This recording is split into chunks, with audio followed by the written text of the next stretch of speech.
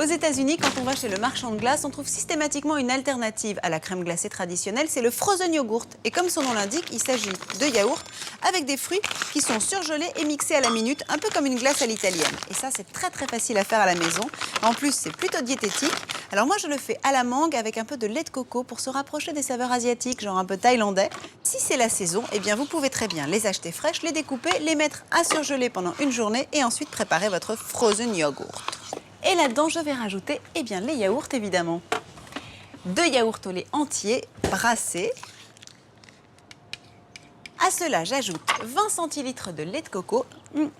J'adore le lait de coco. Quand vous en trouvez, achetez-en une bonne quantité, comme ça vous en aurez toujours sous la main. Mais si vous n'en trouvez pas, vous pouvez très bien le remplacer par un yaourt supplémentaire. Je rajoute un peu de sucre quand même. Si ce n'est pas une préparation très sucrée, le fait d'ajouter 2 cuillères à soupe de sucre roux va donner une certaine rondeur plutôt bienvenue. Et enfin, facultatif, parce que si vous le faites pour les enfants notamment, vous pouvez éviter de mettre comme moi 1 cuillère à soupe de rhum.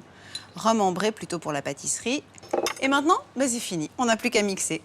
Au début, ça coince, c'est normal, pas de panique. Petit à petit, le mélange va se faire et mixer jusqu'à la consistance d'une crème glacée finalement. Je crois que c'est pas mal. On va goûter.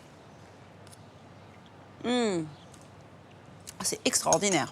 Bon, alors soit vous pouvez le mettre au congélateur jusqu'au service, soit vous le servez comme moi tout de suite. Je sers le frozen yogurt dans des tuiles, moulées dans des ramequins et je rajoute un peu de zeste de citron vert.